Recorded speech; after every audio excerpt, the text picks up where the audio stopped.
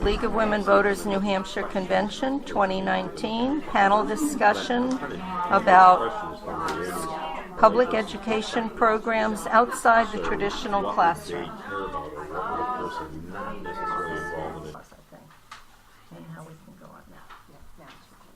Okay, wonderful. Thank you. And I'll turn it over to you, Joe. Well, thank you very much. Thanks for being here today. Thank you for having us as your panel. I'm going to go through a little bit as far as what we want to cover today, and Liz covered a little bit as far as some of the topics that are currently in page 2. But I'm going to have our panelists introduce themselves and also talk a little bit, very, very briefly, about their particular background, because I think as we get into the Q&A session, which will be more towards the end, and let me just describe you the format in a moment. As we get towards the end, I think it will help you to understand what each one of us brings as a perspective. There is intentional overlap. All of us know each other. I work with all of them. So we are not foreigners to each other in any way, shape, or form, and that is by design. And you're going to hear a little bit about how that is going to overlap today. So I'm going to start down the end. Liz, why don't you tell us a little bit about yourself, your background, what you're doing? Great. So, hi everyone. My name's Liz Canada. I'm pretty new to the Granite State. I moved here a year and a half ago. So my background, I started as a high school English teacher out in Denver, Colorado. I moved into college advising for a nonprofit called the Denver Scholarship Foundation. So I worked with seniors and their families in what their plan was after high school, whatever that looked like. So I worked with all seniors in North High School in Denver. I moved back because I had grown up in New Jersey, moved back to the East Coast to receive an education policy and management degree at the Harvard Graduate School of Education. I worked as a family engagement coach down in Massachusetts for 3 years, and what a family engagement coach does is coaches educators on building positive relationships with their students' families. So helping them rethink what those back to school nights look like and how, yep, they're all bad. And so working on those. Conferences, how to have more effective conferences for families and for educators. I coach them on relationship building home visits to have with their families. And then, like I said, a year and a half ago, I moved up to Exeter. My partner's here actually supporting me from the back there. Because that's where she lives with the 2 boys. And so I have a job now with Reaching Higher New Hampshire. I started at Reaching Higher as the Director of Community Engagement. And some of you look relatively familiar to me, and I might know you from the Manchester Proud work that we've been doing. So I've been leading the community engagement work there. But now I'm the Director of Policy and Practice at Reaching Higher. And so I've been spending a lot more time in the State House and looking at the State Board of Ed's new programs and rules that they're proposing. And so that's what brings me here today, and I'm happy to be here. Joy? Great. Good morning.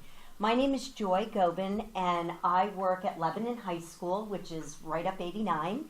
And I have been, this is my 35th year as a certified special educator and administrator. So I'm currently the Extended Learning Opportunities Coordinator, which is ELO, the term you'll hear. But I was also previously a school to work coordinator, which that's one of the things we'll talk a little bit about. So I have, Liz and I were talking earlier about, how did you end up in New Hampshire? I'm not originally from New Hampshire, but I've been married for 35 years, and my husband is from New Hampshire, and that's how. And as I've been told, until my children were born in New Hampshire, but once their children are born here, then I would be considered a local. So, I come here from a perspective of not only a community member, a parent, an educator. My husband and I have owned a small business in New Hampshire for almost 40 years as well. And, I'm just really pleased to be able to do anything that is going to spread the word, that offers more engagement and opportunity for our young students, which, we have a mass exodus of kids leaving. My own children, well, they're adults now, but I have one in California and one in Texas. So as an example, and that's what Liz and I were talking about, she was in Colorado and at least came east, so I have hope. But, anything that we can do to move forward and provide those types of situations that can get our kids to either stay or come back. Thank you. Thank you. Jeff? Hi, Well, it's such a pleasure to be here. Good morning, everyone. My name is Jessica Rodriguez. I am also not from New Hampshire.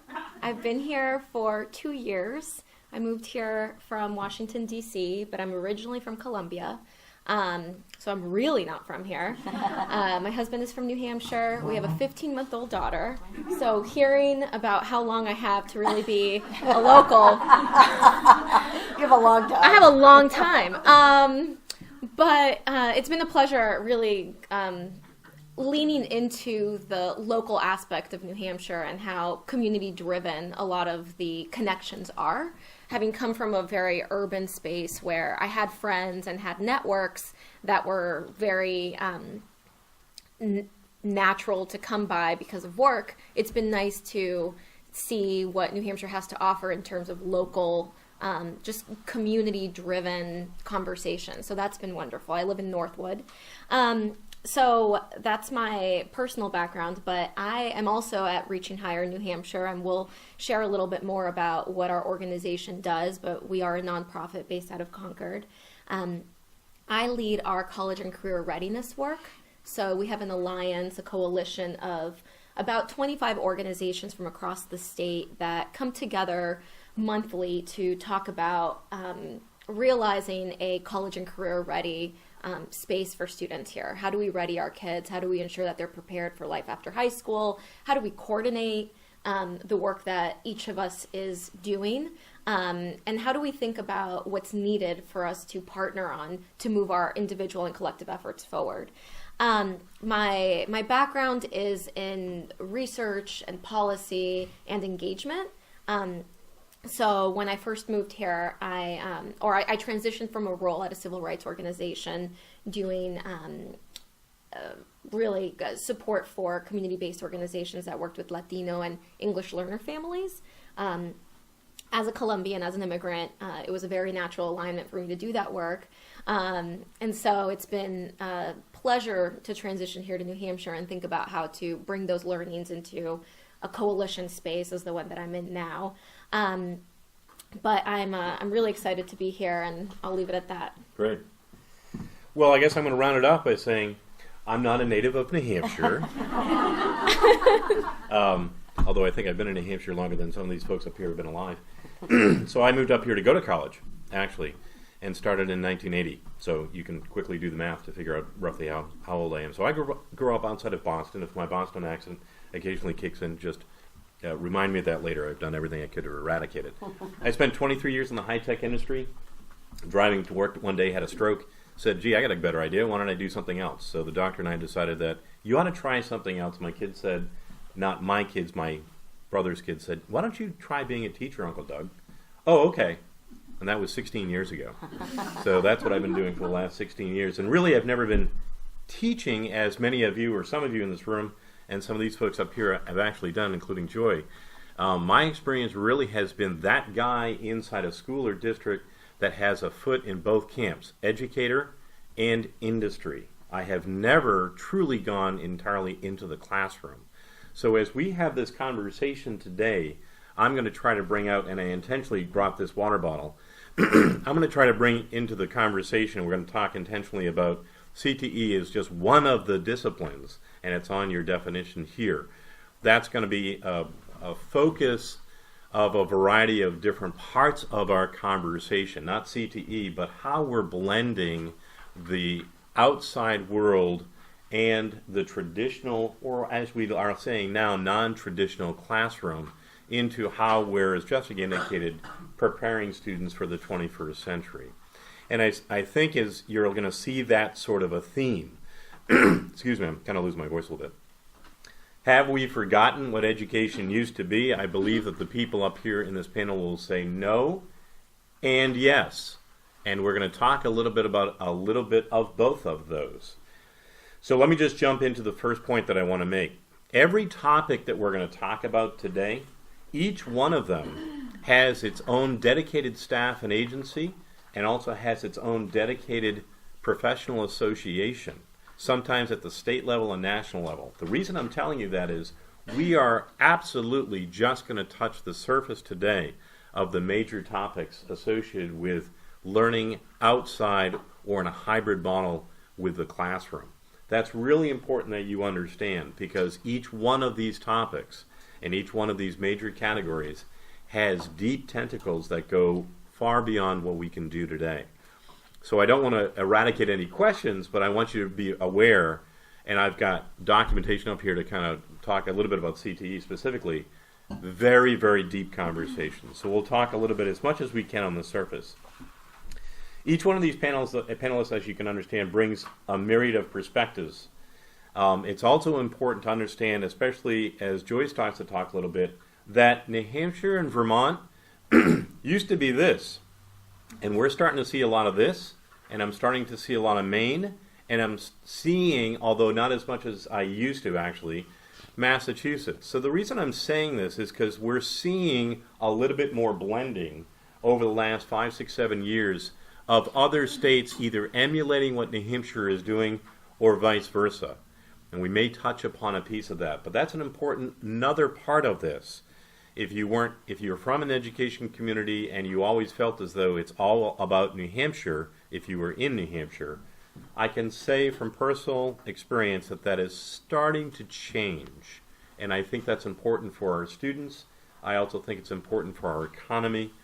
And Joy, I think we'll touch a little bit upon that as it relates to what are we looking at in Vermont that we're sort of kind of emulating here in our state as it relates to career development and preparation of students.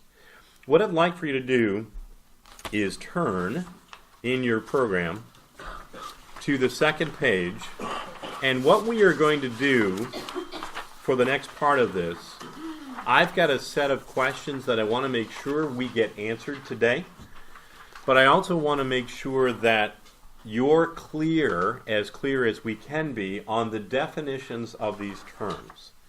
So I'm going to start with one of the terms. I'm going to jump sort of kind of in the middle with one of the terms that talks to or about or around some of the commissioner's initiatives.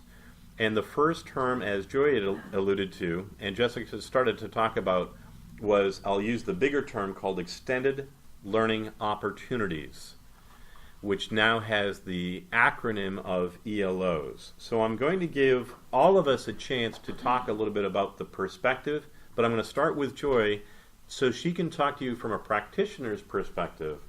What is an ELO, and why would you care as it relates to student learning? So Joy, why don't you kick that off? Great. So extended learning opportunities are exactly what it sounds like. They're opportunities that extend beyond the classroom, beyond the school. They can take place in a variety of different areas. They can take place within the community. They also can take place within the school, but outside of the traditional day and what is traditionally offered. So it can take on a form of an internship, an apprenticeship. It could take on a role that can last for 1 year or 4 years of a student's high school career because of the definition of what we look at for extended learning. So as a practitioner, the first thing I always do with all of my students is that when I meet with a student who says, I really want to learn about X. So I'll use an example. I have a student who's a senior this year. He wants to go into wildlife management, but he's really into fishing. So he has spent this whole year working with a fish and game officer, as well as he goes every single day. And right now he's really busy because of all the trout that are being let into ponds and different things like that. So he's getting hands-on real-life experience. His focus, though, he wanted specifically to focus on the management around fish. So part of my role is to write a plan. When I write a plan for an extended learning opportunity, it's tied to standards and competencies. Now, the state of New Hampshire doesn't have a requirement of fish and game. There's not, or wildlife management. That's not something that the state says you need to take to graduate from high school. So they don't have standards and competencies set for something like that. So part of my role is to find, usually I go to colleges and universities. I look on their websites because all colleges and universities or corporations have standards and competencies about what they want their students or their employees to know and be able to do. So then we sit down, we write a plan. I make sure that I incorporate the mentor as well as the student's parent, and then anybody else who might be involved in that particular situation. So it's multi-layered. It's not just, okay, the kid's out there, one and done. It's an ongoing process. And obviously, one of our other roles is to make sure that the student is in a safe environment. You know, we have to put forth forms to the Department of Labor. Now, something like a fish and game officer, that's somebody who's already had a background check because they're employed by the state. So I wouldn't have to do that step, which I won't get into, but that is also part of our responsibility. So really, it can be as wide or as varied as what the student's goals are or what they want to do, and then finding the resource for them. And it may be that I have to call somebody who knows somebody, and then, you know, we work our network. Again, being from Lebanon, I'm on the Vermont border. Our kids' CTE program is in Hartford, Vermont. We don't look at the border or the river that divides us as a separator. We're all one and the same. You know, all employers in the Upper Valley employ people who live in Vermont and vice versa. So we're also, I've been working with a number of Vermont high schools as they've begun to work around career pathways and helping them with what we're doing. Their terminology is different than ours, but our goals are similar. So I guess that's a brief, broad strokes Yep. of what extended learning is. And we'll go into more of the definition when we try to draw some comparisons, and I'm going to jump to that right now, actually. But I think it's important that you understand, because if I listen, I'd still have some questions like, well, does it relate to the classroom? Does it relate to disciplines my school teaches or the school within my community teaches? Could it extend beyond that? Could I do things that are within the walls of the school that would still be considered extended beyond the classroom? Do I have to leave the campus? And so forth and so on. So we'll try to cover some of those. One of the terms that I do want to jump to, which actually was one of the impetus for us being here today, and I'm going to have Jessica talk a little bit about that, as a springboard to what Joy just said, is the concept as well as the thing called Learn Everywhere. So let's talk a little bit about that, and I'm going to have Jessica also draw some reference and inference comparing to what Joy just talked about as ELOs. Are there similarities? What are some significant differences? And where does she see it going? So, Jess, I'm going to leave the floor to you on that. Yeah, thank you, Doug. So have folks heard about Learn Everywhere? All right. Yeah, but before That's you awesome. say, We all sound venomous. yeah, I just want to make sure, has anyone, and I don't want to draw attention to you, but has anyone not? Do we need a bit of explanation on that? Okay, let's at least explain that. Absolutely. Yeah, I Thank just you. wanted to get a pulse of the room, you know, sort of where to start. Completely okay. It's all good. And all of us have touched this because it's not, I mean, it's something that, well, like you all, we've been monitoring. So I will, you know, open this up for my colleagues here to chime in and make sure that we're having, you know, the conversation across groups here. But, so a little bit of background. Last legislative session, so in 2018, there was a bill, Senate Bill 435, that passed. That was a one-line amendment to the education statute allowing the State Board of Education to approve alternative programs for credit towards graduation. So this one-line amendment went, for the most part, pretty under the radar for groups. There was some concern after one of the committee hearings in the House last year where folks saw how broad the language was and how it could be misinterpreted or interpreted in different ways in giving the state board that much power. But it passed, and the governor signed it into law in June of last year. And it went into effect in August. So SB 4035 is the impetus for the Learn Everywhere program. In December of last year, the New Hampshire Department of Education presented a draft of rules for this Learn Everywhere program. And really, I think that's where this story starts for us. Like I said, there are other groups who have been monitoring it and saw that the language was very broad and were concerned around what could be done with such broad language. And unfortunately, some of those concerns were confirmed with what was seen in December. So the Learn Everywhere rules really refer to a program that allows school districts, it requires school districts to accept credits for learning that happens outside of the classroom, either through for-profit or nonprofit programs. And these credits would count towards graduation. One of the concerns with this, just off the bat, is that the State Board of Education would be the authorizing body. So local school boards would not have a role in authorizing these credits. Could we take I think there's some Please do. clarification too. So a nonprofit or a business would apply to the State Board of Ed to request to be a Learn Everywhere program. And the State Board of Ed would have a selections committee that would approve this program. And then students would then contact this Learn Everywhere program to be enrolled or involved.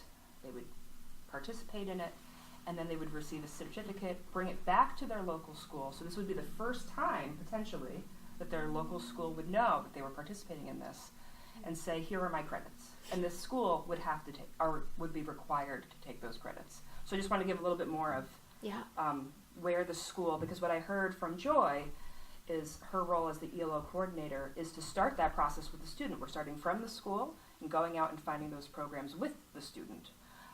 So I just sorry to interrupt. But No, not at all. And I think it's important definition also to say, when you say the word, Liz, program, what do you mean in context of Learn Everywhere? Can you give kind of an example to set that stage? The commissioner has mentioned a few examples. So Sure. One example is if your child is in ski club and you go to a ski program, that could potentially be an approved Learn Everywhere program that you would receive credit for. So he's mentioned that. He's mentioned Boys and Girls Club. He's mentioned the Girl Scouts. He's mentioned swim team, your private swim team that you're on. So these are the exact examples that he's given in different State Board of Ed meetings. Thank you. Appreciate Yep. that. Before you begin, sure. Quick question? Just ask, I thought the State Board of Education was just a board. Do they have a significant staff that would help them to think this through, what they're approving?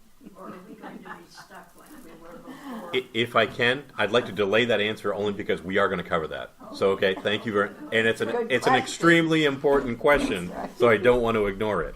But I just want to delay it a little bit. Thank you, though. I appreciate that. Jess, go ahead. Yeah, but I think Liz's point about how this program would be implemented is really important to begin this conversation with, because as Doug said, there are existing programs in the state that do the same thing that this program is set to accomplish. So no one is going to disagree with the concept of learning everywhere, right? We all want our students to be able to have the ability to learn outside of the classroom in a personalized and an engaging way. But extended learning opportunities are one example of how students currently have this option to learn outside of the classroom, to get academic credit, to do it in a personalized, robust, ongoing way. Question, I'm sorry to interrupt. Yeah. What is the incentive for organizations to apply to this? Why would, for example, any for-profit company want to apply to the state to be a So I can address that, Liz, unless you want to. No, feel free.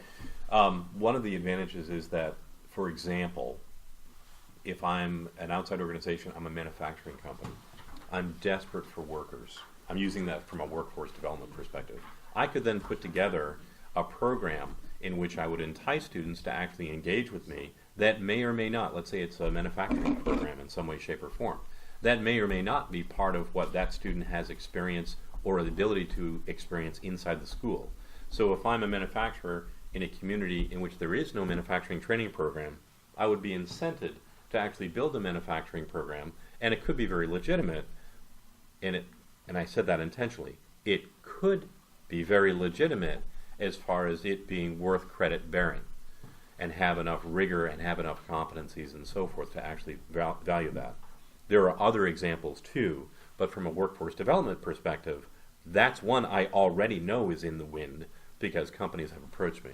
Liz, there's some others you might want to think of? That sounds right. I imagine there's been an open question around how will these be publicized? You know, if you're an approved Learn Everywhere program, will you be on the Department of Ed's website? Like, how will folks know? Haven't seen answers to that, but I would imagine that their, company's name would be on the Department of Ed website, so some sort of promotional pieces there. If they're bringing students in as workforce development, That's just one example, but yes. Internships, is there something that precludes them from being paid? There's a variety of different, and Joy alluded to this a little bit, there's a variety of different school-based rules that attach to Department of Labor-based rules. And this is where we're segueing a little bit. If the State Board of Education actually follows the same procedures as what's in place, the answer is maybe. So there's rules that would enable both to be done and done correctly and legally. So it doesn't say necessarily that they have to be. It doesn't say necessarily that they can't be. And I can cover a little bit of that when we get into the CTE model.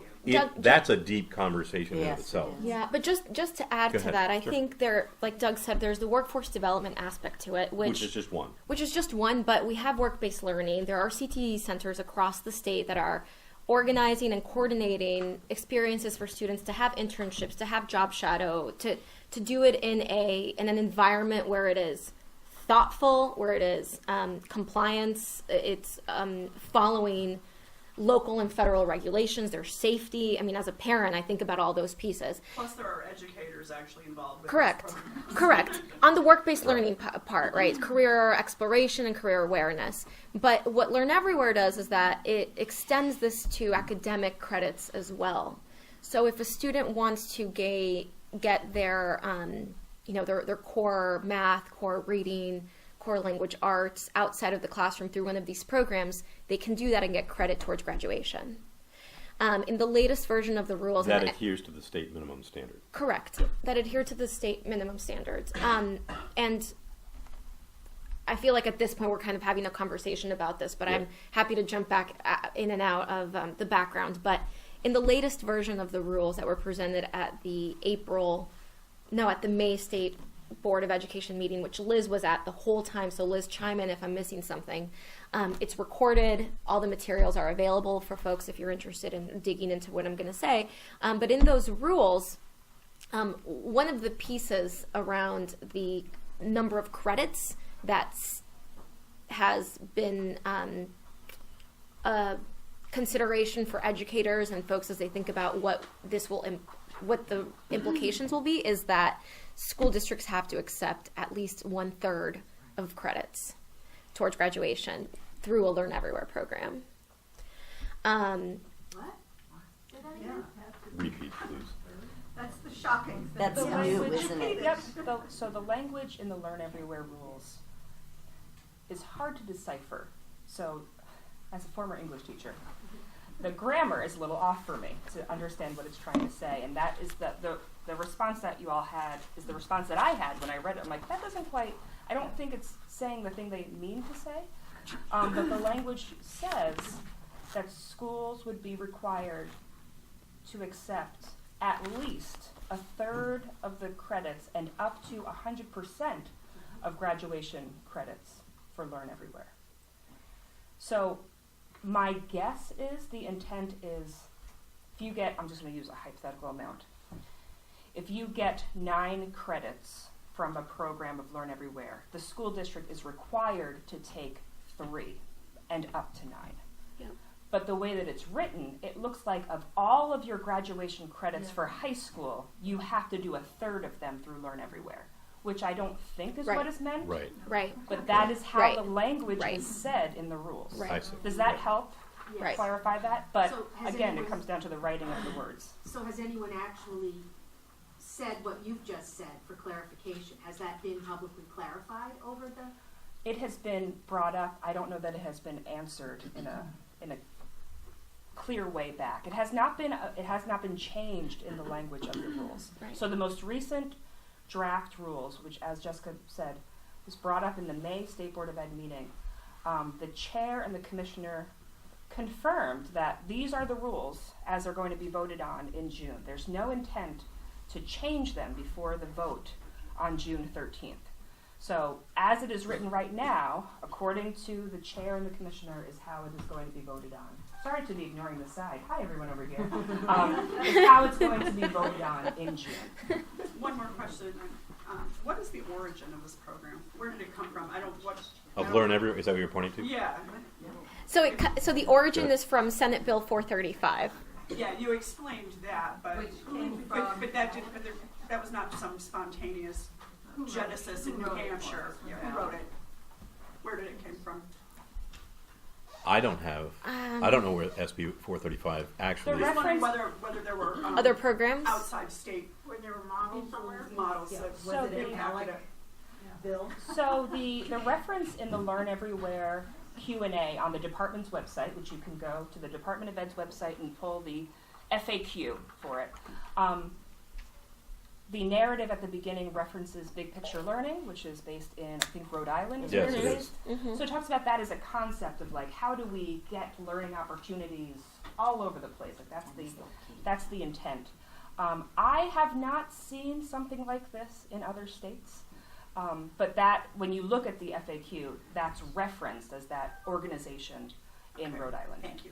And Big Picture Learning has a footprint, and New Hampshire. I'll be very honest, it also has almost a religious following in some ways. That some people love it, some people hate it. So I just want to be very cognizant of the fact that, as Liz indicated, that is a reference point. They have been around for a while. There are some great examples of that, and that is referred to, as she indicated.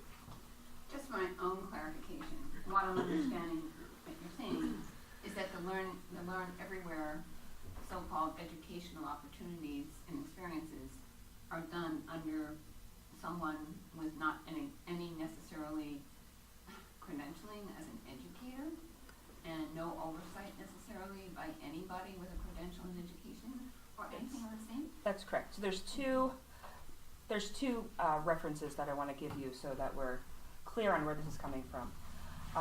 In the May State Board meeting, there was a conversation between Phil Nazzaro, is that his full name? Phil Yep. Nazzaro, and Chair Drew Klein. And the question was, do we care more about content or do we care more about the ability to instruct? And that the intent of this Learn Everywhere is content. That it's not about if a person has the background to instruct students, but that they know a lot more. So that's one reference that I want to point you to. And Jessica alluded to this. On the Reaching Higher Facebook page, we live stream all of the state board meetings, and they're always available that you could be able to go back and look at them and watch them. Let me just interrupt. Those are really good. They are really, really good. So. And the second reference, I just talked about the FAQ on the department's website.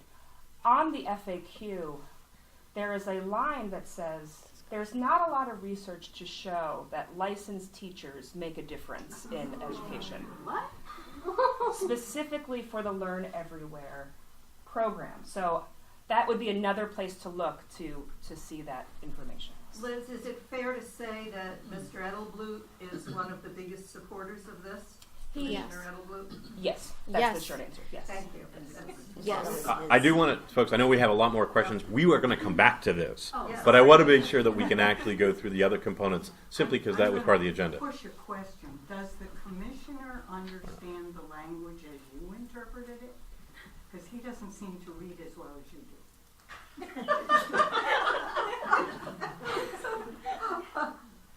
I think the commissioner knows what he wants in this program, and that is why he has been going around. He definitely has a personal agenda. But there's an opportunity. Separate, right. Sorry, there's an Yeah. opportunity right now to submit comments. Yeah, I think raise these issues through the media, through opinion pieces, participating at the June meeting.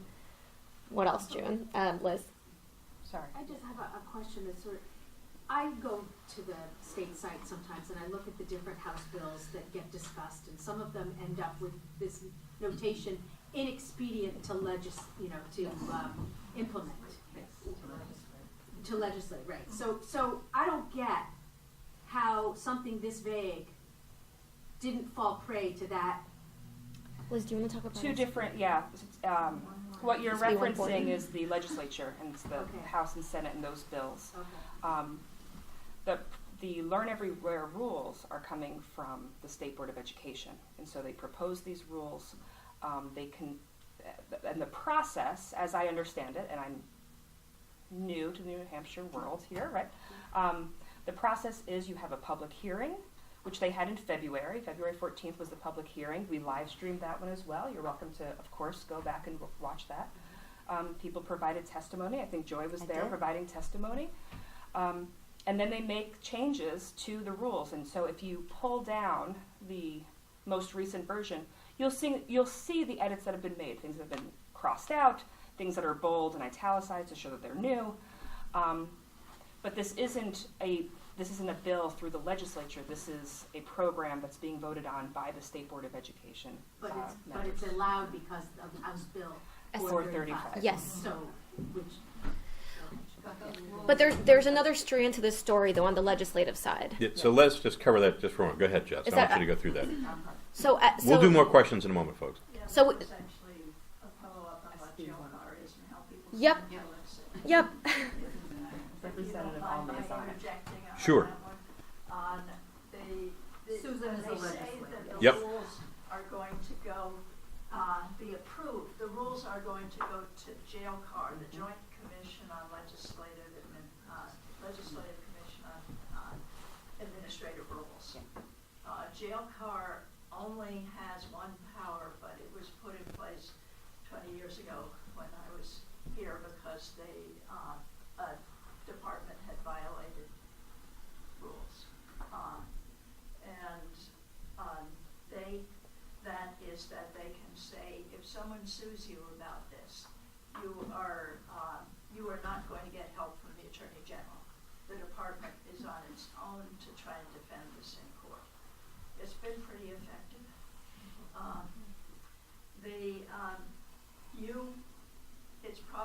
They probably closed the window for public comment to those rules already, but you can show up at the hearing if you look for the Legislative Budget Office in the website, and then you go to rules. You will get to the GeoCar hearing dates. It's the third, June 21st. yes, is that meeting. third Friday of the month. The people on GeoCar are saints. They go through an incredible amount of stuff, and there are two lawyers that look through this stuff and figure it out too. But they do have the power if they feel that the legislation was too vague. I'm not sure what they're going to do with that. But they do have the power to tell them, go back and redo this stuff. And will they take public commentary if And people they do it too? will- Well, if you contact the people on GeoCar that are also on that website, that would probably be pretty helpful. Great feedback. Thank you. Appreciate that. More that you wanted to cover? You're going to... Yes, so I wanted to flag that in the legislature this year, there has been a bill that was introduced and is being heard by the full House in the coming weeks called SB 140 that seeks to provide a legislative fix for that first original SB 435 broad language. So what it does is that it brings the authority of granting credits back to the local school board. It has, the latest, Liz, is that... It was recommended out of House Education, 12 to 8, so very much on party lines out of House Ed. So they'll be voting on it on the floor, I would anticipate in the next week or two. If that passes and the governor signs it, then that would be that would run SB 435 null. but it's unclear if that would happen, and so there continues to be this other effort around Learn Everywhere, the public hearing at the state board, and then JLCAR, as our representative mentioned. Thank you. One of the other things I want to bring to your attention, if you're not already aware of that, is that let's move away a little bit from Learn Everywhere, although there is some correlation, to the concept of dual or concurrent credit. And I think this is also part of the conversation of how are we preparing students, in some cases accelerating their learning or giving them their own ability to accelerate their learning and move a bit more quickly from a post-secondary secondary setting, which would be high school, into something that is considered post-secondary. So the contemporary trend over the last few years, as we have heard from many of us in this room, everyone goes to college. Well, frankly, that's not changed, except the definition of college has. And I want Joy to talk a little bit about some of the things happening from her perspective and in the state surrounding dual credit. Some of these terms you've heard before, some of them you may not have. Joy? So the terms that are used synonymously that you may hear are dual or concurrent enrollment. What that means is a student can earn both high school and college credit. There are very clear parameters around how they would earn that credit. And I can back up by saying that 15 years ago, I helped create a concurrent enrollment under a course of Foundations of Education through Keene State. As somebody who taught it and has been both a dual enrollment instructor and an adjunct at River Valley and through Keene.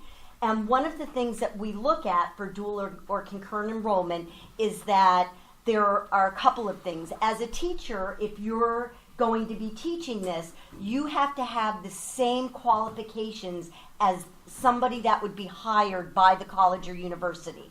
So you have to have a minimum of a master's in that content area. You have to have a minimum of 7 years experience in that specific field or what you're teaching. And then your curriculum has to align to what the college or university is teaching that would be the same. So for example, college composition, we were talking about English, is one that the college and university look at what the high school is teaching. The teacher also, again, goes and must apply to be either a running start or an adjunct to allow those credits to be dual. So let's face it, if you're going to a class at a university or at a college, you go for a semester. You go for approximately 16 weeks. But when you're in a high school, you're going for a full year. So and it may be for an hour every day for 180 days. So if you look at the old standard of seat time, you're covering significantly more ground than what you would as if you were at a traditional college or university or community college. So schools have embraced this opportunity for students, not only because of the financial costs, because as we know, many kids are graduating owing $60, $70, $80, $100,000 more than they're going to be able to pay back in depending on what their career field is. So we look at offering students an opportunity that they can take a course. They're going to take this college comp course, and for either a small fee or for a waiver, if they're eligible, it costs them nothing. They're going to earn both, so they can graduate from high school with. I've had students who have literally earned an associate's degree and then 2 weeks later walked and got their high school diploma. So they were able to graduate with minimal cost in. This is a program through SNHU through an online program, which is the Virtual Learning Academy Charter School, or VLAX, which has been a partner in New Hampshire and an approved charter school for over 12 years. Yep. It's the third largest online high school in the country right now. So it's been vetted, it's credible, they're an amazing organization to work with, and they offer great opportunities for our students. So as educators and as parents, I mean, I have to tell you, I worked in another district before I went to Lebanon. My own children were in Lebanon, and they didn't offer this. And I was outraged. I was like, I'm teaching this in a neighboring school district. I taught at Kearsarge for almost 20 years, for over 20 years. And Lebanon wasn't offering this. And I went to their curriculum coordinator and I said, I don't understand. Why aren't you offering these opportunities? If my children lived in the next town, I live in Grantham, if they had lived in Springfield, they would be at Kearsarge, they could get these college credits. Well, we don't believe in that. That was at the time. This was, you know, my kids are older, so it's been a while. They see the light now, and now there are only 3 high schools in the state of New Hampshire that don't offer multiple dual enrollment courses. So we've come a very long way in having schools embrace this opportunity, because ultimately it's for the students. And teachers, when you explain to them and say, you know, this is why I want you to teach this. Many of our AP courses, and I just want to touch on this because Sure. most of you know the AP world, so advanced placement. Our advanced placement courses are also running start courses. And the reason we do that is because more universities and colleges about 10 years ago started rejecting AP credits because they could get more from you. If they said, sorry, we're not going to, even if you earned a 5, which is the highest level you could get, they could say no because it wasn't a transcript. It was an exam. Whereas students can earn an actual college transcripts, schools are not likely to reject another university as long as they're an accredited institution. So we've seen a big shift in that. So for our school district, we do both. So an AP course is also a dual or a concurrent enrollment, and they can earn a transcript. Now, when they apply to a school, the college may say to you, we're going to accept one or the other, and then it's up to that college student or that future student to decide. The other advantage is that most industry loves to see kids who have been successful in some type of post-secondary environment, whether it's online or through a concurrent enrollment. Because most industry, whatever industry, you know, our big partners are Dartmouth Hitchcock Hospital, Fuji Film, Hypertherm, you know, a number of other businesses, but they embrace employees that come in out of high school who already have a transcript and will offer to pay for them to continue that. So that's just another advantage of why most everybody takes advantage. And I do have to say that the governor has signed in that any dual enrollment classes that are tied to, most of you have heard the term or know the term, I just lost it. Science, STEM, sorry. Yeah. I was going to say STEAM, but they took the A out, which is the art, so STEM. So if the course is related to science, technology, engineering, and math, it is free for the New Hampshire student. So they can earn 2 college classes a year and earn up to 4, sometimes 5, depending on when they start, for free as part of their high school diploma and graduate with almost a semester completed. There are many examples throughout the state. I shouldn't say many, but there are a few examples throughout the state of the concept of dual enrollment. Early college is another thing that's starting to come up. I'll talk about that just in a moment. But the concept of running start and the variant of that with Southern New Hampshire University, SNU in the high school. This is not necessarily new, but it's starting to be more attractive, as many of you can appreciate the cost of college going up, and a student, as Joey indicated, being able to, if they're accelerated, being able to actually start or close to start their college sophomore year when they graduate, or in some cases actually have completed an associate's degree before they graduate from high school. There's a bit of a timing issue, but for that super advanced student, and when I say super advanced, it isn't necessarily an AP student. It's one that's highly motivated. they have this opportunity, and it has been in place for a while. Yes, ma'am. Quick question, who pays the college tuition? The tuition cost varies, I won't say it varies a lot, but it actually is significantly reduced. The student pays, but it's nowhere near the normal cost of what, even at the community college level, is. So a Running Start SNHU course costs $100, which includes the textbook. And as most of you know, most textbooks cost that or more. So it's really, but they can also apply for financial aid as going through that Right. as well. So it's not, it's inclusive. So equity has been addressed Yes. in many ways. Yes. Yeah, just a quick stat. What's the current percentage of New Hampshire high school students that are in some sort of dual enrollment? Anybody know? I can only speak to my own Go high ahead. school, and our graduating class this year, we have 136 kids, and 110 of them will graduate with at least 3 college courses.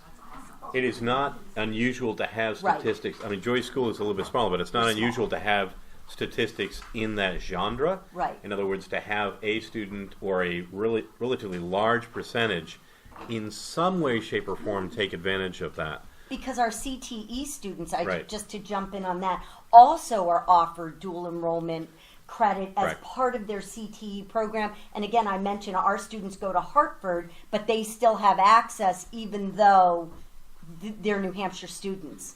It's a So there's a program. variety of actually. Right. Let me just jump a little bit into a newer program called Early College. So let me just draw the reference. I'm a average high school student. I take good courses. I graduate from high school. I go on to either a community college or a university. Okay? A little bit above average. I'm pretty motivated. I'm now going to take a college course in my high school, taught by my high school teachers who have met the criterion to teach a college level course. That is called Running Start, in some cases new in the classroom. Okay, now I am super aggressive. I have finished just about all my credits by the junior year of high school, and I'm ready to start college, but I haven't matriculated. I haven't graduated yet. So why not start college early? Or take early college.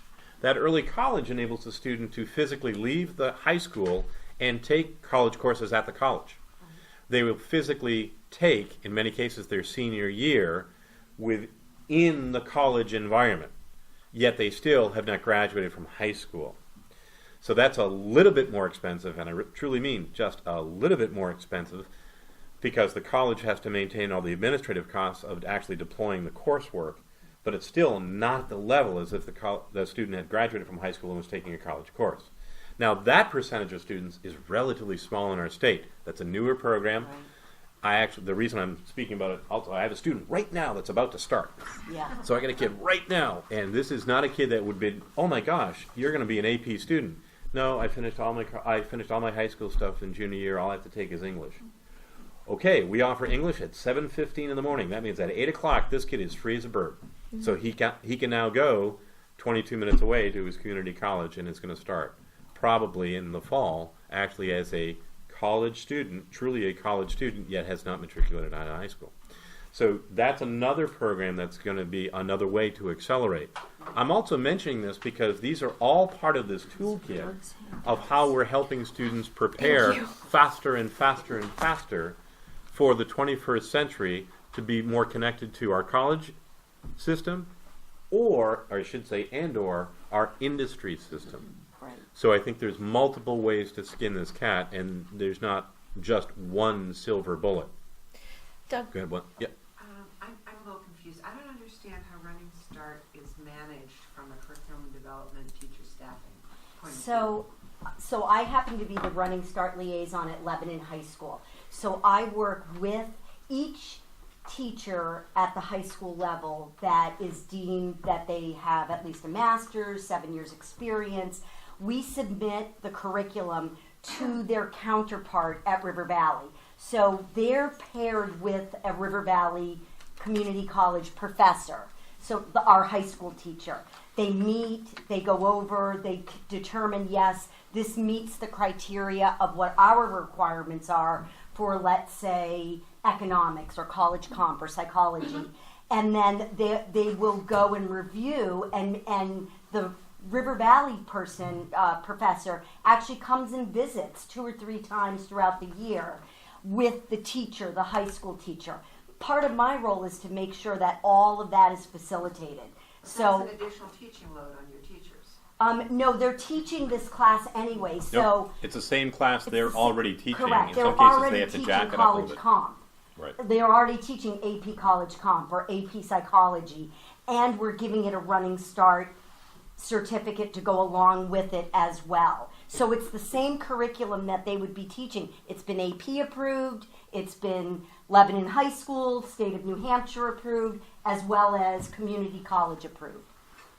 And in some cases, the student could be sitting next to a student in the same course. So if I'm taking college comp, I could be a student like, I'm going to take what's required for my high school. The kid next to me, I'm going to take what's required for my high school, and I'm going to take Running Start credit too. So physically the same course might offer 2 different levels of credentials Students can opt out. in the exact same class, Right, they don't because the have student to. then has to do more in the Running Start Doug, scenario. I pulled up the latest numbers just to Go answer ahead. your question on how many, what enrollments have looked like, and it has increased tremendously after the dual enrollment scholarship came about. So in fall 2017, there were 4,700 students, and in fall 2018, 6,100, 6,000 students Statewide. statewide. I Is it broken bet it'll down double. by district?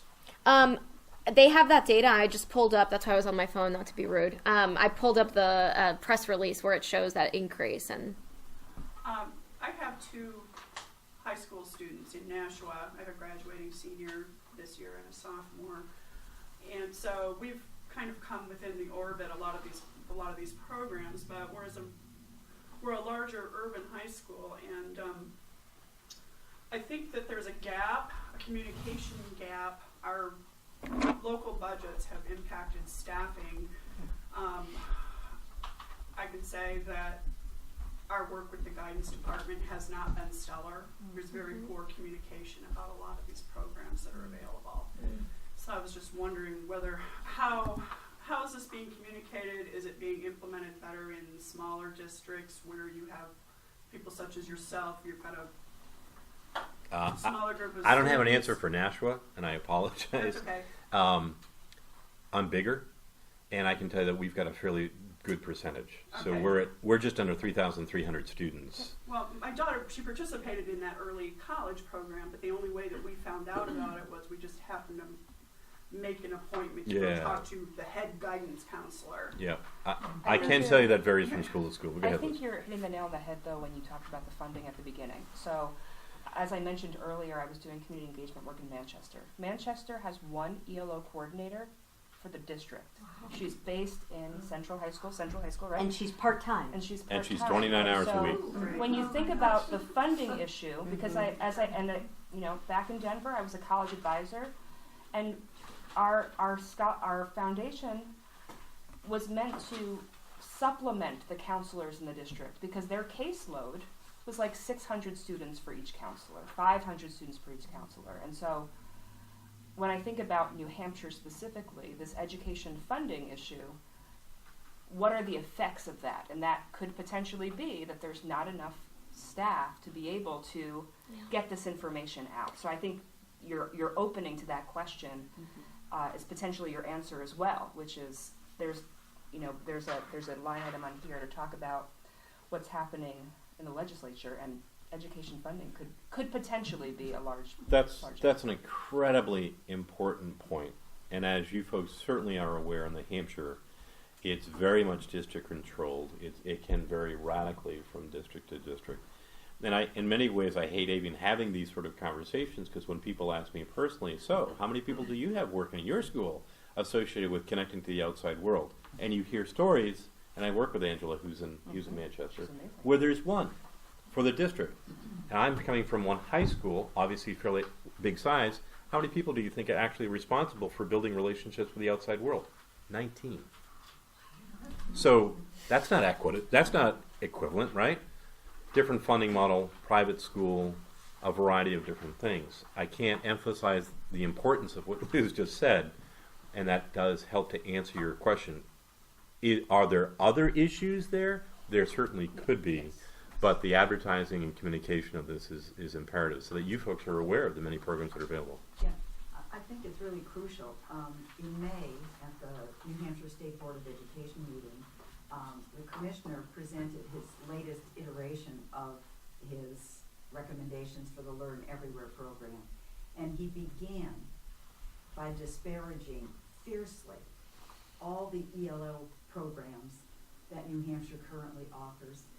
And not once during a lengthy harangue about the poor quality of public school ELOs did he ever mention that, you know, his job as commissioner was to be aware of that, to support these efforts, and to work toward improved financial support of these efforts. To increase equity and a variety of different ways. He begins by describing this terrible situation, and then the only solution he offers is privatization. But one thing we haven't talked about is who pays for these Learn Everywhere opportunities. If someone from Hopkinton High chose to take a course from a private company to do, pardon? To skateboard. Who pays that private company for this child's opportunity to do that? Families do. Pardon? Families. Families do. Families do. So it doesn't impact the education tax base.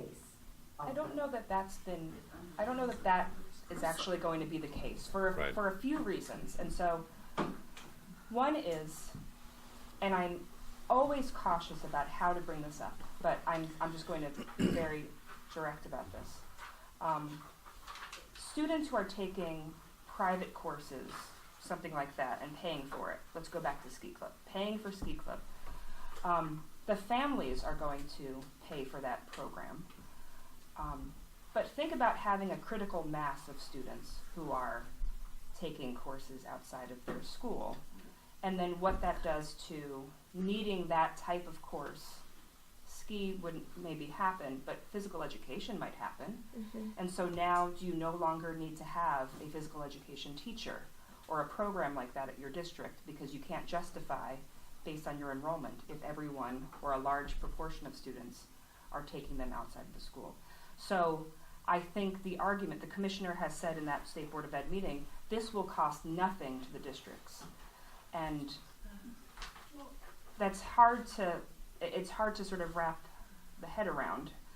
There's also the element of providing equitable services for students with IEPs. Right. So a student who has an IEP who's going to take a Learn Everywhere program will of course have the services to go to that program wherever it might be.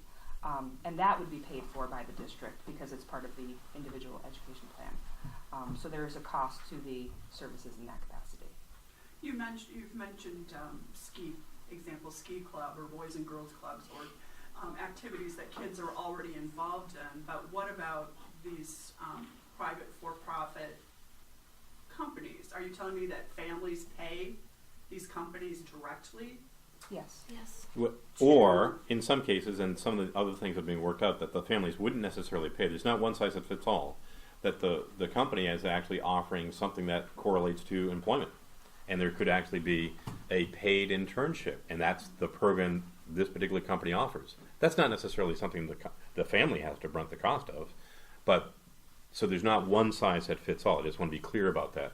Could there be scenarios where there is a for-profit company that actually offers something and there's a cost associated to it? Yeah, that could happen. Like it could be something tuition-based or something. I'm making this up. And that, therefore, that's not paid for by the company. Could that scenario occur? I could envision that, but I don't think there's going to be that sense of direction from the for-profit sector to be able to say that's what we're doing. I think there's going to be other scenarios where they're going to be brunting the cost, too. That's going to be more common. There's a market that's being created. Yeah, so that all speaks to the vagueness of the outline. We're not there yet. We're not there for the full definition of it yet. Yeah, absolutely. Yeah. I agree. Vagueness. So my daughter she graduated high school in 08, and she had Running Start credits. So Running Starts didn't come out recently. It's Right. been around No, for not a at all. while. Yep. Right. Exactly. So what starts to bother me is the reinvention of wheels versus the fine-tuning of the wheels that exist to be more expansive. And I don't it's like everybody has to have the new best idea versus go back and tweak what's already there. I mean, there's a lot of stuff happening in career technical centers that blend businesses with Correct. educational programming. Exactly. I mean, there's just so much stuff. I mean, I believe that that's the responsibility of school boards to encourage, staying the course and expanding the opportunities versus grab the next new thing. And, how do we stop the next new thing? I don't think you would have any debate from the panelists. Correct. Speak And the- and somewhat this- candidly. And the testimony from February's State Board of Ed meeting was we do ELOs, we have we have these programs already, and if anything, we need more support, like we need more help. So you'll hear that in the testimony in February. And all the submitted letters, all of this is public. Yep.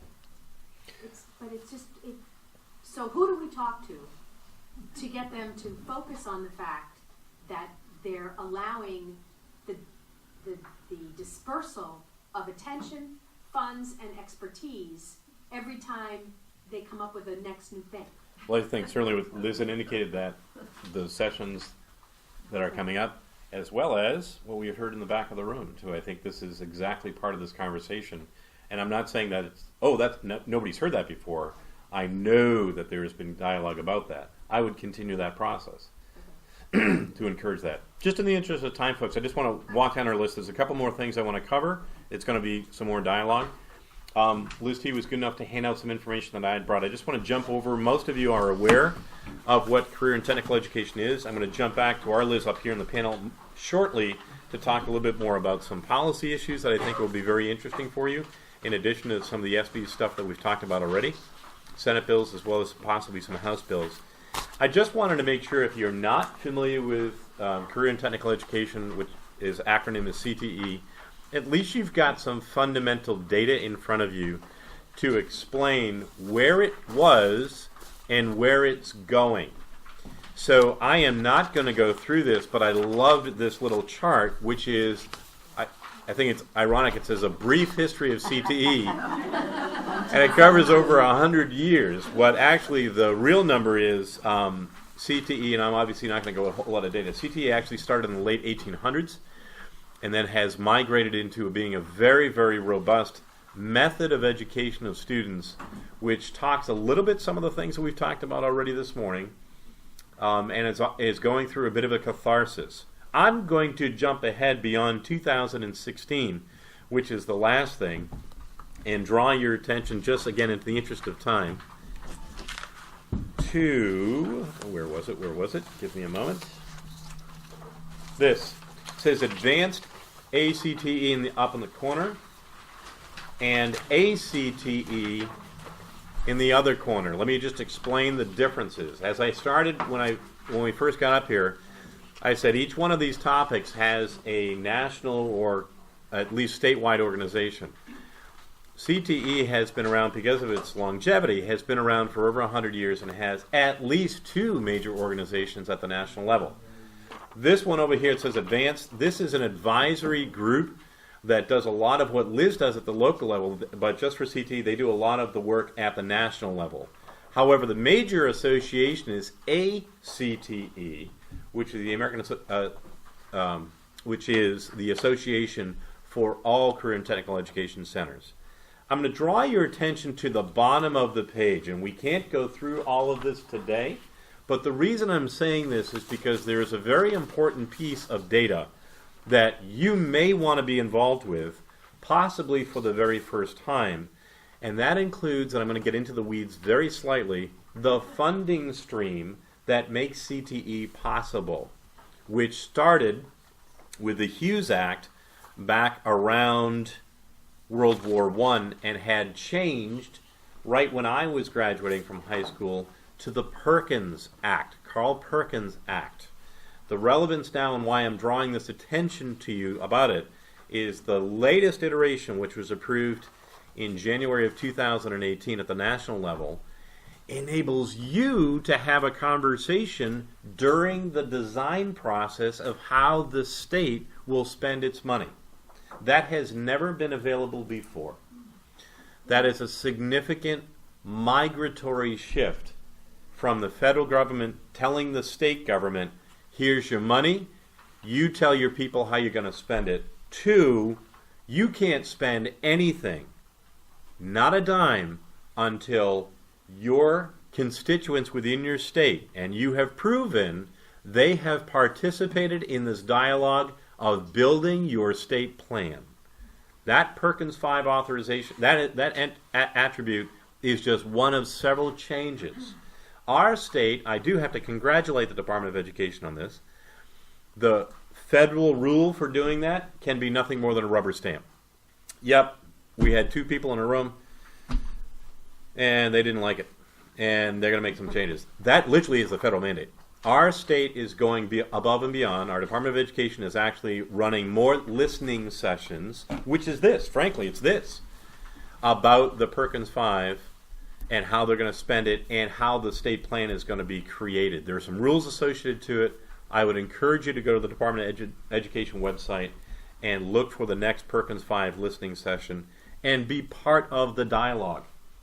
The other big change that has happened, and for those of you that have been in the education space for a while, you can appreciate this, for literally 100 years, career and technical education, which think of traditional programs like not just woodshop, but building construction, welding, the trades, all the way now through Academy of Business and Finance, engineering, biotechnology, that spectrum, 21 different programs throughout the country. I think 19 or 20 are approved here within the state. That spectrum are all available for federal funding and can purchase that big lab equipment in some of the centers. Joy alluded to that a little bit before. So it's not every high school that has them, but every high school that in some cases has access to them. And I say in some cases because they're supposed to have access, everybody's supposed to have access to it, but there are some idiosyncrasies which I'll talk about in a moment which make that a little difficult. But I just want to set the stage. So Perkins 5 now enables those centers to do something brand new. Before, they could never spend a dime to do anything for the middle schools. Now, they are required to spend money to help middle schools do things that would have fit within the career development and career and technical education space. This is a game changer for our state. It is starting small, but I can tell you that that change opens up a floodgate of possibilities which you will start seeing over the next several years, which is middle schools now working with their comprehensive high school and with their CT center much more collaboratively. Again, this is just beginning. So this doesn't even go into effect until July 1 of this year. But this is the beginning of building relationships by federal mandate and by or with funding streams that I believe are going to be significant for our state to actually have middle schools, and many have already done this. I don't want to say that middle schools aren't doing anything, but they've never had access through a federal mandate to that sort of funding stream and support. So I want you to read, obviously at your leisure, go through that. There's a lot of changes. This is the high level to drive home the point of the changes between the last authorization of funding and this authorization of funding. This is a spreadsheet which you don't have. This is a spreadsheet which shows the differences. This spreadsheet is 235 pages long. That's just the funding differences between the last time Perkins was allocated to what's going to happen July 1st. So the changes are significant and in many cases magnificent. So I would encourage you to take a look at that. And how is the State Board of Education looking at this? Right. I can tell you, absolutely. They dedicated a person who is digging in deep. He's gone to national meetings. He is running the listening sessions. Name is Jeff Beard. Jeff is, unfortunately, or fortunately, depending on one's perspective, State Board of Education Bureau of Career Development is almost completely new, except for Jeff. Jeff is one of the longest running players in the State Board of Education. The Department of Education, not State Board. Department of Education has been there now only 3 years, and he is the senior guy. But they have just brought in a brand new director, although Jeff has been there the longest. So be cognizant, to answer your question, Liz, be cognizant of the fact they are embracing this, but they're embracing this with a lot of newness and a lot of new staff. Although they are taking it very seriously, they are looking at building a state plan that takes into consideration all of these changes. Just one of those guys you call and say, so tell me about ruling number 132. Oh yeah, I know, yeah, just like he knows that stuff off the top of his head. So they're taking it seriously. I'm very encouraged by that. Yes? Basic question. Yeah? Senate Bill 193, the school voucher bill, was all about taking public money to support private education. This funding stream for CTE, is it conceivable that this will look very attractive in terms of figuring out a way to take that federal money and privatizing, I don't see that happening because this is the next iteration of a Perkins funding stream that's been in place since 1980. So I don't see there being, Liz, maybe you can comment about anything associated to that, but I don't see this being like, whew, now we can redirect money over here. I don't see that happening. We have 26 state directors that are very interested in making sure the state plan continues to provide the funding stream that they need in order to maintain this equipment. It's purchasing the new equipment as well as maintaining the equipment that's already in place. And redirects like that will fight hard with people that have their jobs on the line to make sure that that doesn't happen. And if it does, you're going to hear a lot more bad noise about that. But I don't sense it. I don't sense that happening at this point. So I don't want to go into a lot more details about CTE because, again, there's entire workshops and things we can do. I wanted to give you some preliminary information. That is, as we heard earlier, that is, yet again, another mechanism by which we are helping students plan out for 21st century. They, as Joy indicated and others have set up here, it's one of several different ways that students can find themselves enrolled in early college and Running Start. And also it's responsible for helping students get pre-high school graduation credentials. That's another big place where credentials happen. We haven't talked a lot about that. But when I say credential, I'm talking such things as an LNA, a licensed nursing assistant. Or if I'm in the computer industry, I could be Cisco certified, or I could be A+ certified, and the list goes on. If I'm in the video technology industry, I might have something from Apple that's a certification. So these are available to high school students before they graduate. They have been for quite some time. That is one of the things Career and Technical Education wants to make sure, and part of our new state plan, as well as the older state plan, the new one will have more about this, is that credentialing is becoming increasingly more important.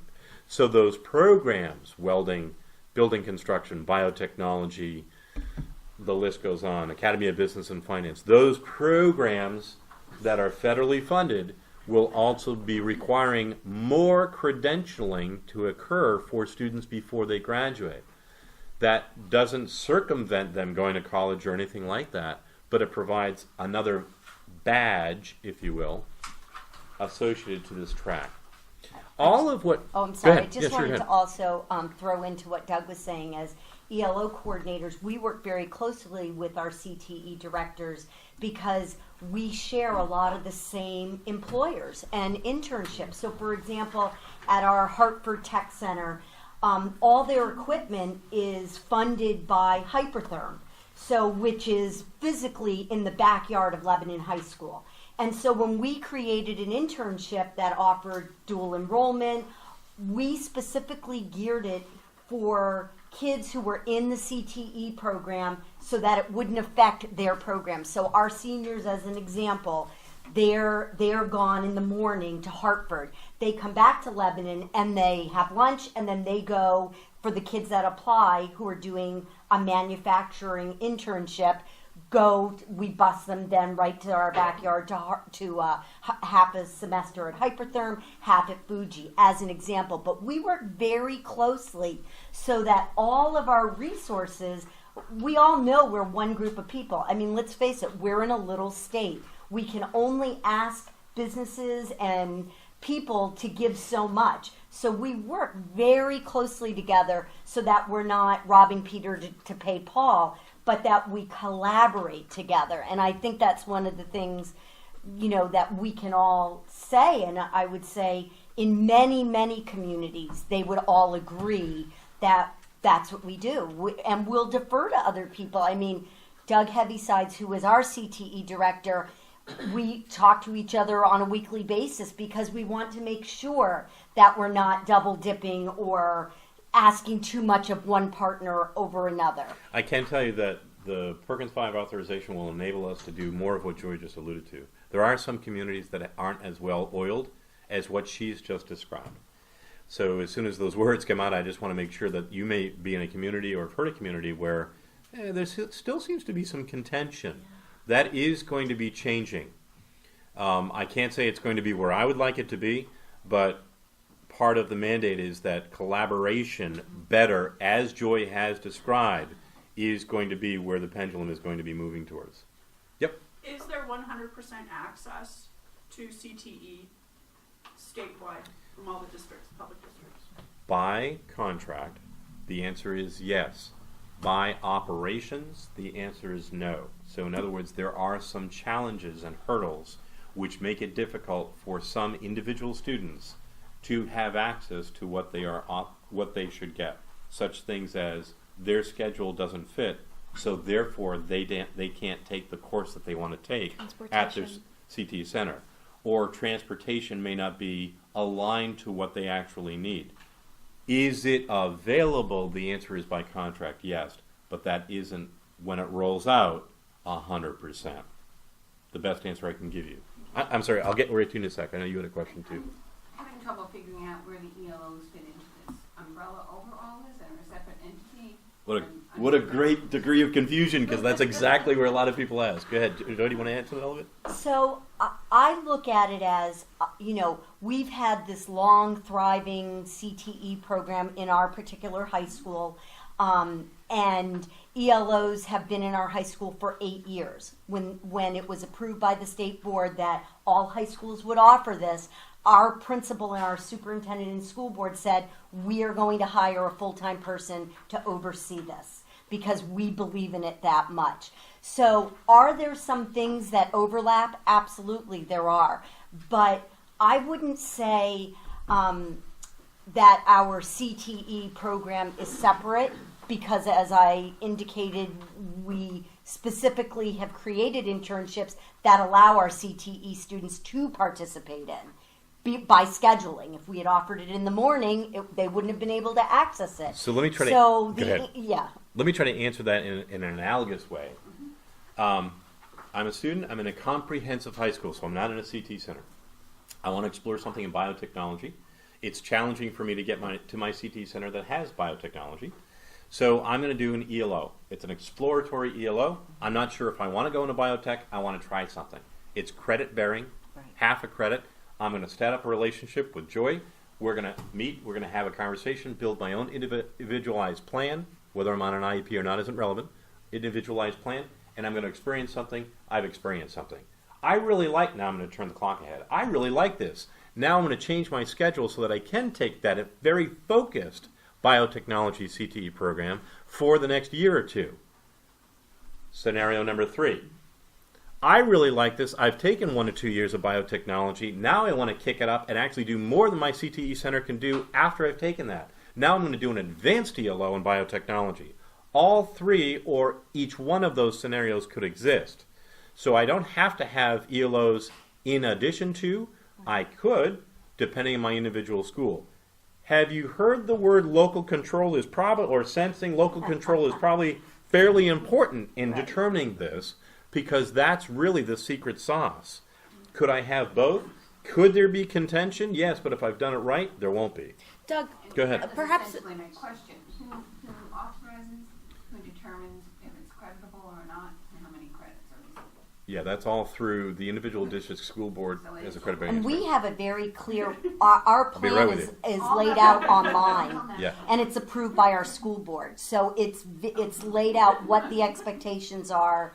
I mean, we write it and it's updated, but it states everybody's role, responsibility, how credit is determined, and it's all laid out. So is it fluid to some degree? Yes, but we make it pretty clear that this is the history of ELOs, this is how a student can access it, this is how we now implement it, and then this is how they're garnered credit. You're dying to ask a question. So Sorry. I'm just making a general statement again from Nashua to eliminate further on the lack of staffing. My daughter also wanted to put together an ELO for this year. The onus was largely on her to write the proposal for this ELO. Well, I don't know if anybody in the room has ever had a high school student, but bottom line is it never happened. They told her to do it, and along with her teacher advisor, who really wasn't involved in the program. It was just a teacher who cared. Bottom line, it never happened. Mm-hmm. And I don't have an answer. no, Yep. it's not a question. I'm just making a statement. You're Right. asking about it. And yes, it was supposed to get funneled up to the head of guidance for approval. But the ELOs, as I understand it now, answerable ultimately to the local person in the local school. Right. Is it worth explaining the ELON? Yeah, for so let me folks? talk to you a little bit about ELO and what is ELON, is what Jess just alluded to. So the ELO concept is an educational discipline. Like courses in school, ELOs are in school. They are approved the same way, in many cases, exactly the same way that courses are approved within the individual district. So that goes through the same process that any course approval process would go through, and subsequent approval.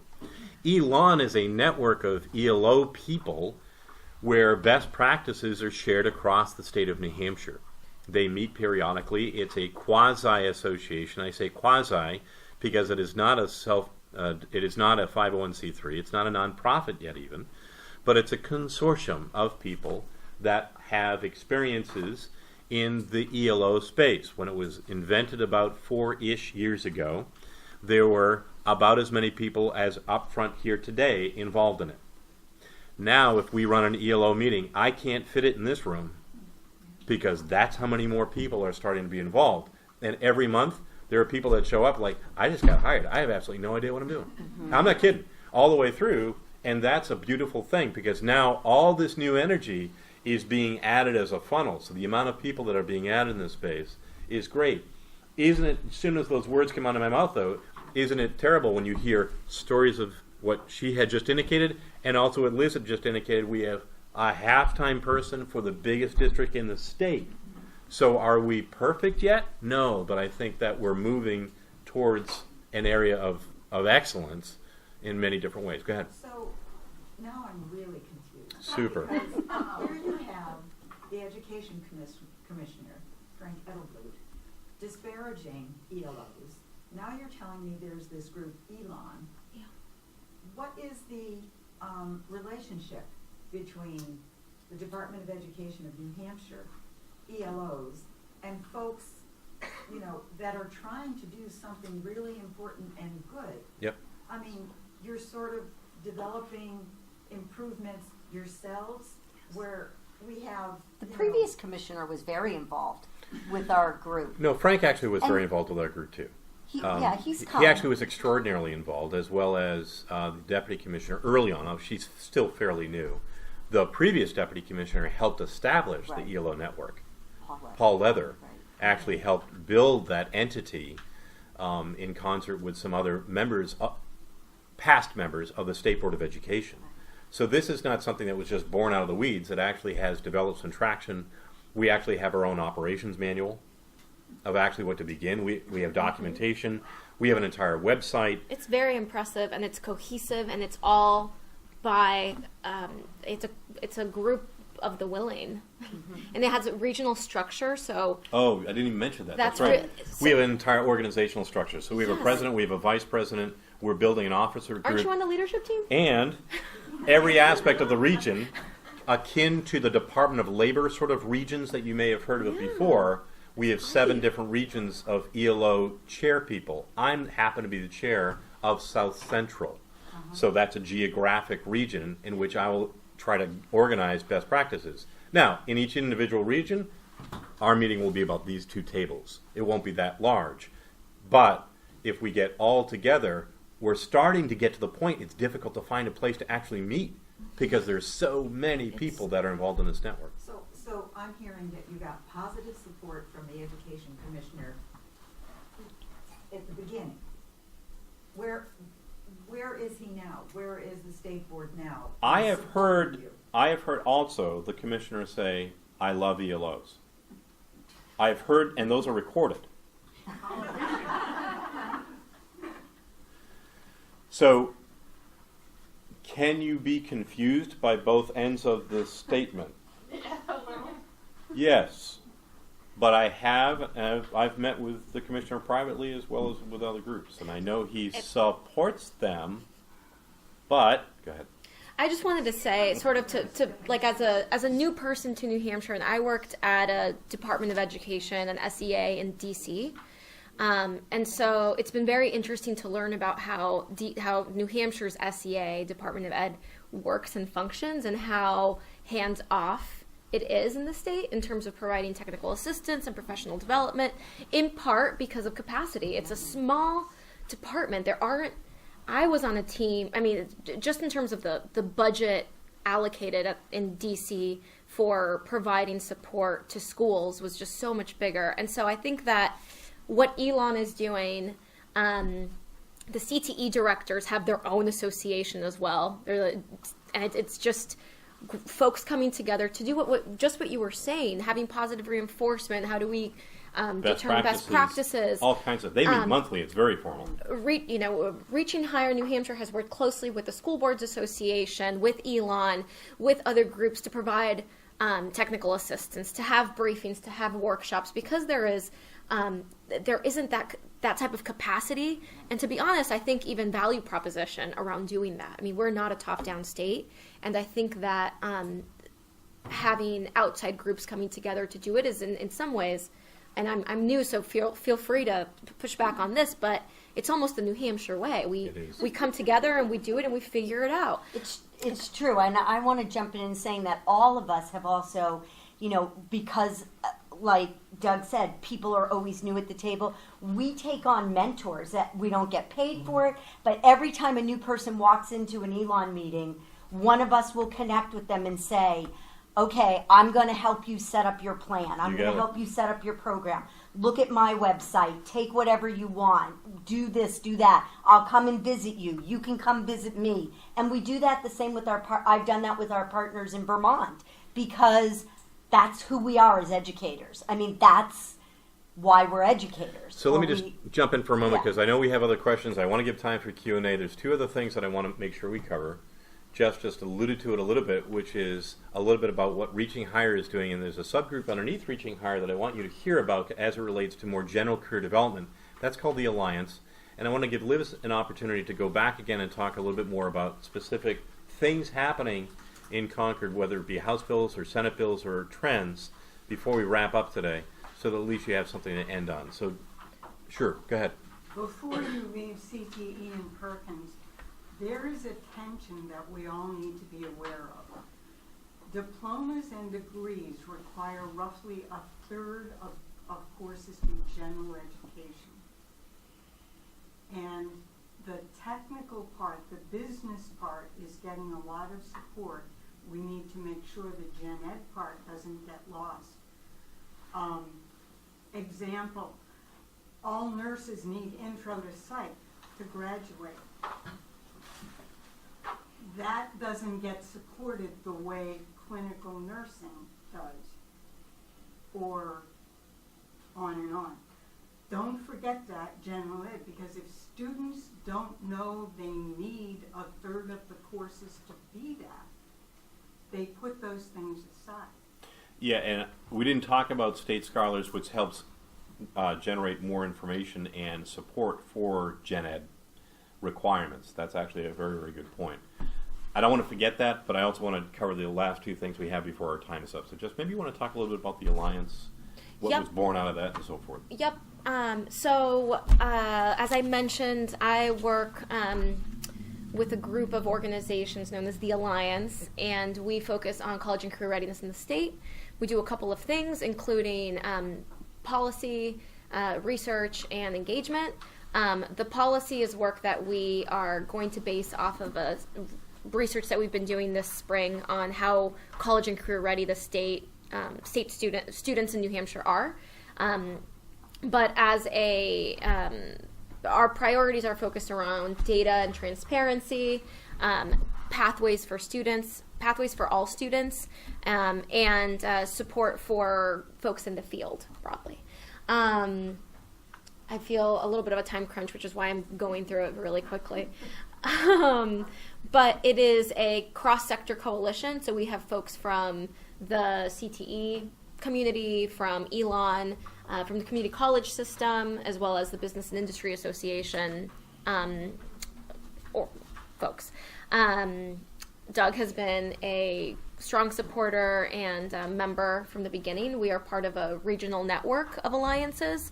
So to Doug's earlier point about how different states are looking inward and outward to see what's going on, there are alliances in Vermont, Connecticut, Maine, and Rhode Island, as well as New Hampshire. So that's the work that I lead, and I'll pause there. Okay. But it's an open invitation. We have a website. I have my cards that I can give you. We are always looking for new voices and perspectives, and to make sure that we're utilizing our collective efforts. We've been waiting for Jess to show up for almost as long as I've been in education. Like when I heard, oh, we're thinking of having somebody that actually runs career development, I'm like, yeah. You know, just kind of that over the top. Liz, talk a little bit about what's coming up on the Hill. So I would be doing a disservice if I didn't talk about education funding and what's happening with the House bill and where that is for the budget. I know Representative Almey's going to talk to you, and she is such the expert. I'm so glad that she's here to talk to you about it later. But I want to give you an overview of where we are currently and where we are going this coming week so that you have a sense of what's happening. So House Education worked in a really bipartisan manner to put forward some bills to think differently about education funding, how it's been happening the last few years. So there have been some changes.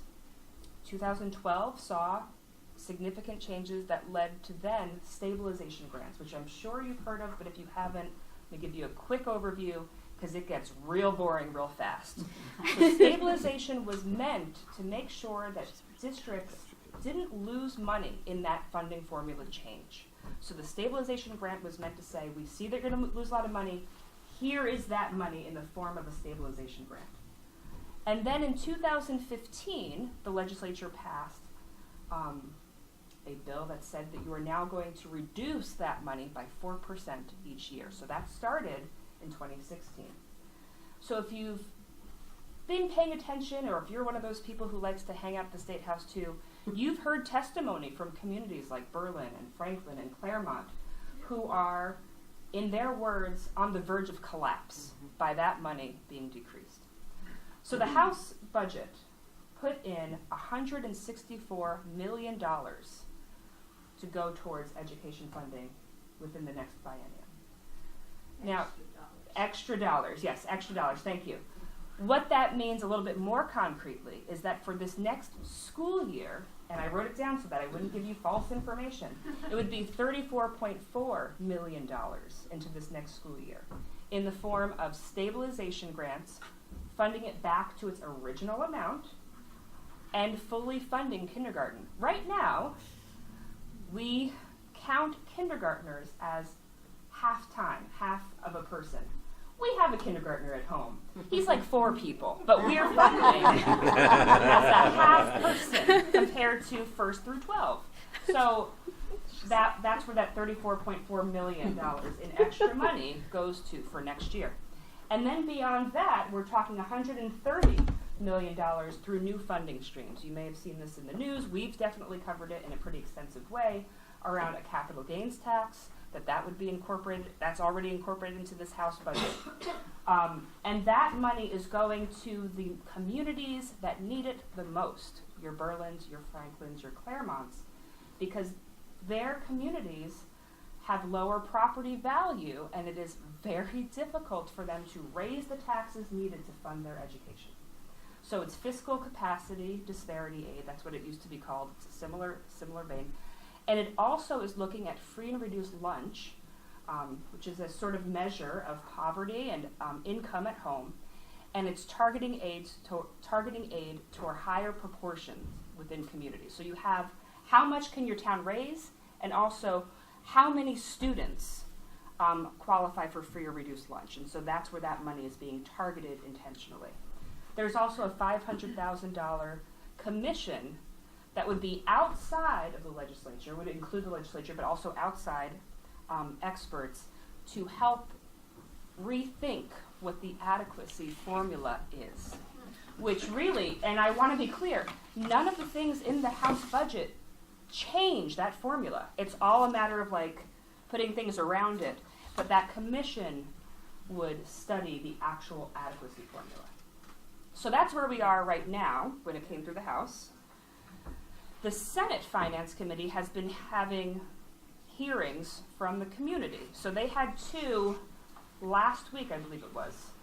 One was in Concord and one was in Manchester. And communities, again, came out. Lots of students came out to say, we don't have, and here's some examples from House or Senate, we no longer have foreign language in our school. Instead, we have Rosetta Stone in a room that we do, and that's how we get our foreign language requirement for our district. Berlin closed its last elementary school going into the next school year.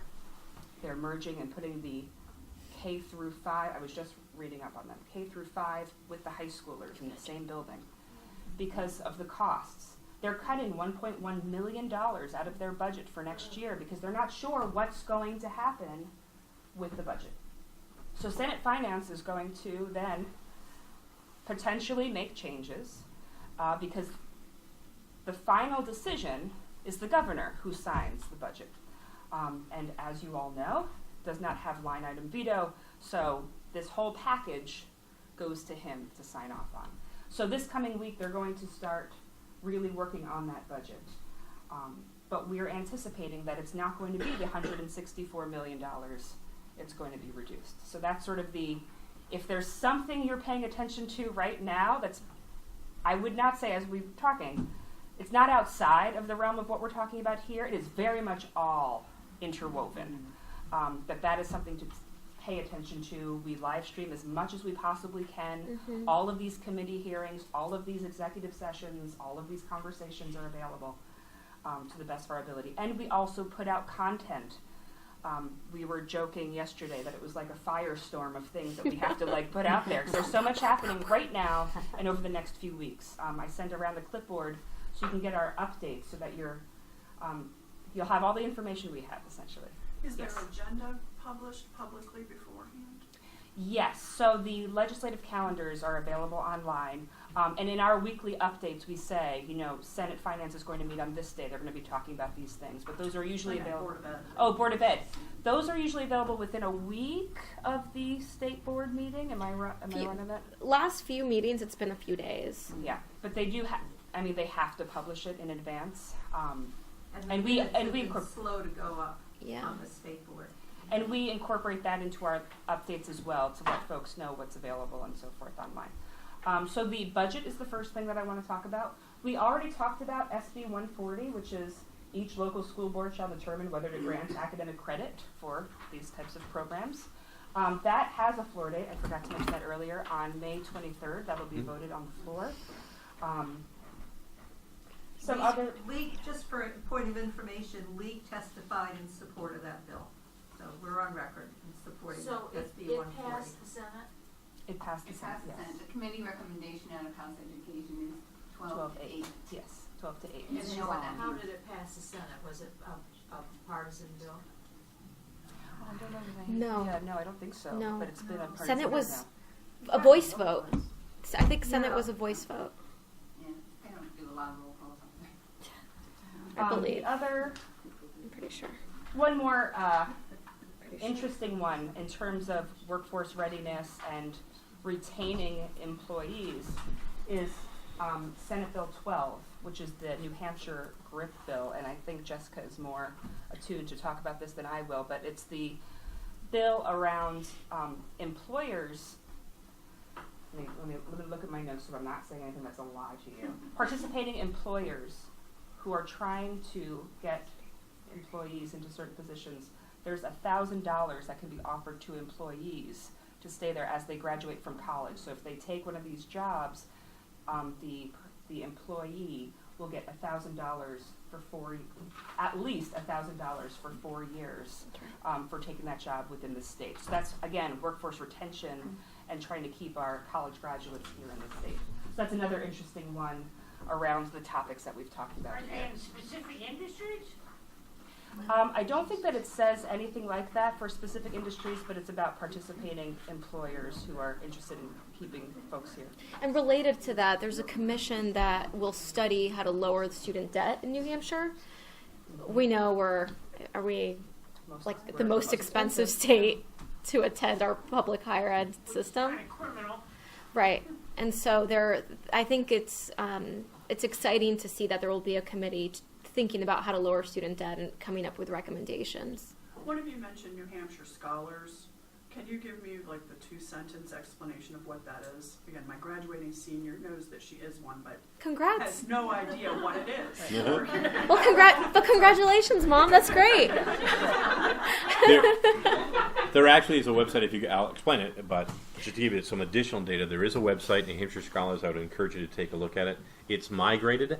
So New Hampshire Scholars used to be, for lack of a better term, those really bright kids that were taking gen eds in the right order and a variety of different advanced courses, and they would be a New Hampshire Scholar. Now there are themes or strands. So you can take a New Hampshire Scholar and have an STEM and an art. Yeah. And and career. then And career. yeah, and now career development. Right. So there's actually a matrix on their website that says New Hampshire Scholar and then strands, the 3 new strands that came out of that, and the requirements associated to it. What does it mean varies from a little bit from school to school. The New Hampshire Scholar Conference is coming up next week. Is coming up next week as well. It's exciting. It's a celebration of this is congratulations, Mom, because it means that your student went above and beyond Right. their And there requirements. usually is a cord Yeah. at graduation, and there's some recognition. Well, it sounds like there might be some discrepancy from district to district in how this is being implemented. But it's Again, I wanna know apologize for that. what It's is she getting implemented out of by this? them. Go ahead. A cord? Well, I'm saying that, They have we access do to a that. scholarship, They have right? access to scholarship But it's in information. the state only, right? It's for I workforce retention. don't know. I don't have that pull it answer. up. I'm not a Let's see. New Hampshire Scholar expert. I would encourage you, though, to go to the website called New Hampshire Scholar because it's its own entity. It's its own organization Okay. within the state. And it will give you more accurate information. Scott Powers is the director of that. Yeah. Very approachable sort of a guy. Yeah. And I know that there's a New Hampshire Scholar kind of big date coming up at the Yeah. SNU Arena within the next few days Yeah. where students are going to be invited to attend. We are I know we've got some more questions and we want to address those. How are we doing in time? I just want to make sure we're not going bananas. If we take about 5 minutes for you to wrap up and then about 5 to 7 minutes of questions, Yep. then we'll take a little break and go on to our next segment. So we've covered at least the points that I wanted to. There's, as I indicated, folks, there is hours of dialogue that goes on in each one of these topics. We cannot cover today. We would encourage you to reach out to any one of or all of us if you do have some additional questions. We're going to take some more Q&A now, obviously. But we wanted to at least make sure that we covered the major points. Some of the things I want to leave you with, though, is how is New Hampshire doing in comparison to the country? And I think all of us have some opinions.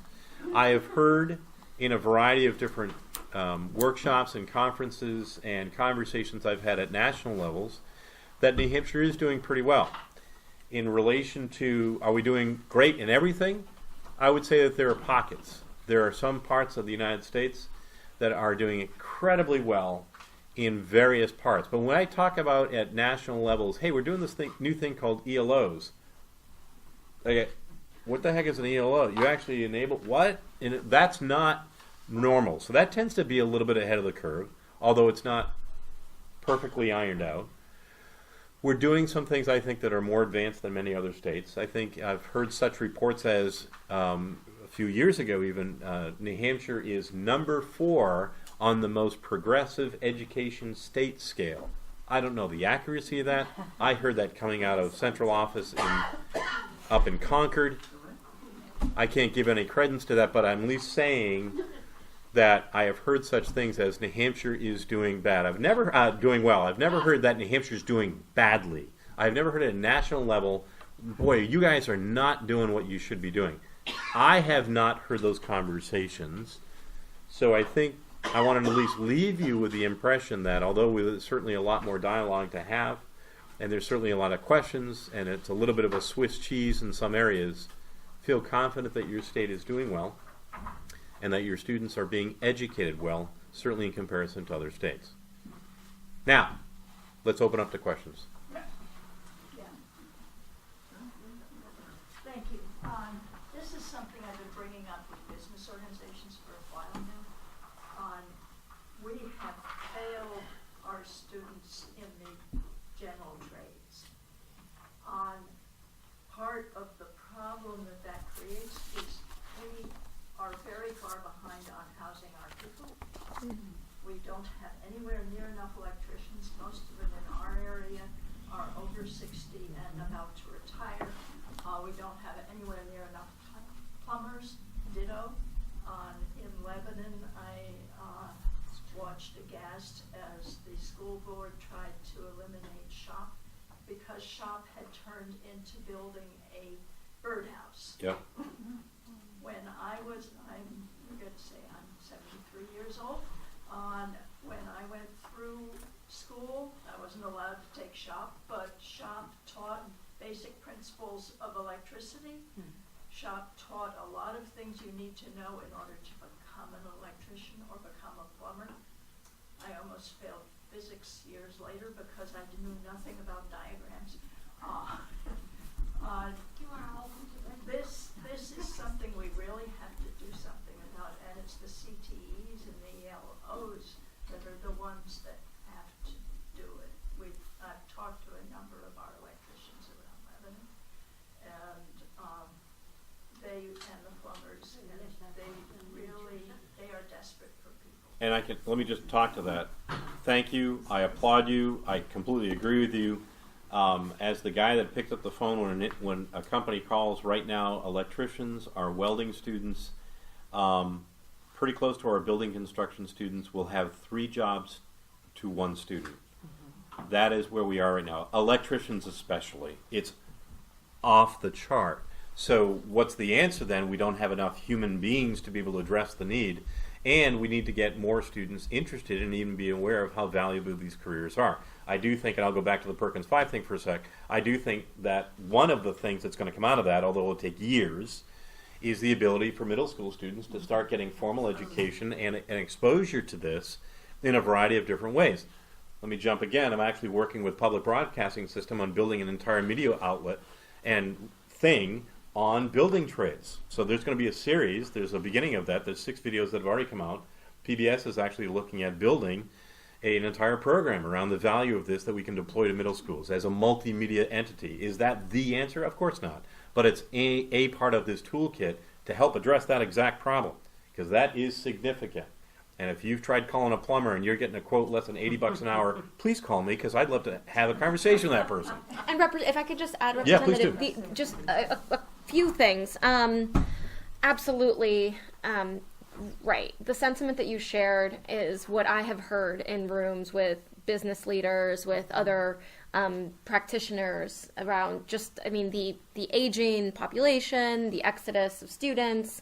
In our state. In our state, our workforce needs. So, but there are some really exciting things that are already happening. So how many of you have heard of the Medallion Fund? Good point. So the Medallion Fund is a very well-funded bucket of money that the New Hampshire Charitable Foundation has out there for students interested in the trades. It's on a rolling admission basis. It's called the Medallion Fund. They're still working on how to get that information to students and to make sure that that application is actually meeting our students who are interested in the trades where they're at, so that if you're requiring 3 essays and an in-person interview and SAT scores, perhaps you're not getting all of the students who are interested in applying. So there is money available. There is money available, and there's an interest and a signal from that from the charitable foundation in supporting that. That's the first thing. The second thing is the Business and Industry Association has a full-time person, Sarah Colson, who runs the Workforce Accelerator 2025, and her full-time job is to work with local chambers of commerce, schools, and industries to help build partnerships and talk through some of the issues raised by a representative here in the room. So I just wanted to put that out there, Liz. I know you wanted to add. Yeah, I don't have an answer for that. I have sort of a challenge that I saw as a college advisor out in Colorado, which was the perception that those types of jobs are less than. Yes. That it is better to go to college, go to a 4-year school. And I was facing that challenge with my colleagues, the teachers in the school, who would say to a student, "You're smarter than that." And that would be a comment, and that is very pervasive as well with those types of roles. When our plumbing has a problem, I want the best plumber I can get. I want folks in the door. But that's a challenge, I think, as well, is understanding that these roles are extremely valuable. We need them in New Hampshire. We need them, all over. But that mindset exists. And I'm not trying to say that about teachers. This is true around administrators, around families, around the community. That's correct. And so how do we promote that as being as valuable as they are? I want to hold on. Really quickly, you're right, that we have to start that in the middle schools. There are kids in Lebanon, at least, that have dropped out by the time they got to high school, mentally if not physically. And they've done it because they want to work with their hands. And there's nothing. Go ahead. I just wanted to point out as a statement that my husband used to teach industrial arts, and his program was eliminated because, like you were saying, that mindset of, oh, you're better than that. And the particular town was kind of a snippy, snotty town that looked down on that type of those classes. So it was like the parents and guiding the students, getting the students interested can be one thing, but it's the parents' mindset and the guidance counselors of that comment. But it was eliminated. Yep. Go ahead. I just wanted to make a suggestion, if I might. Sure. That anytime anybody is going anywhere to talk about technical jobs for New Hampshire students at the middle school level, high school level, please invite a member of NAWIC, National Association of Women in Construction. The Granite chapter is more than 35 years old, and little did I know that until I was the last acting director of the New Hampshire Commission on the Status of Women. And we actually launched a Better Jobs for New Hampshire Women and Girls initiative 6 months before we got defunded. Are you part of Girls in Construction? Is that coming out of the organization? Well, I'm not part of it, but it's what they got to do, because what we did in Better Jobs for New Hampshire Girls and Women, we brought together stakeholders, everybody we could think of, including NIWIC, little did I know who they were, and they finally got to meet and greet face-to-face state agency heads, Department of Transportation, Department of Education, and out of that was born the first construction career days for New Hampshire. Oh, neat. Which was funded on a national level. NAWIC women in New Hampshire had been scratching their heads trying to figure out how they could pull this off. We gave them the opportunity through the collaboration and the face-to-face. And that program has grown over the past 6 or 7 years now to a 2-day program. Yeah. Hundreds and hundreds of girls and boys who come to a site to try out different things, from blowing up rocks to cutting down trees to welding. It's a real good time. I'm not being flip. It is a good time. I have been twice to this, and it is absolutely fantastic. You get a 15-year-old kid to drive a backhoe, and that's literally what they're doing. Yeah. That is, in many cases, a game-changing experience. Thank you. So I served for a couple of terms on the school board in my community. And what I learned through that process is that the school board people don't always have the best information with which to inform policy and guide their administrators. And there is an organization, the National Association of School Board People, Yep. that does provide education. They provide manuals that coach and counsel. It would be my suggestion that that organization be employed or be encouraged to provide some education about the way in which we're changing education to support potentially being employed somehow. And I mean, because they are the ones who are going to tell the administration whether or not the money is going to be funding career tech centers, or whether the language program is going to be cut, or whether they're going to have shop or not have shop. And they need to see the value.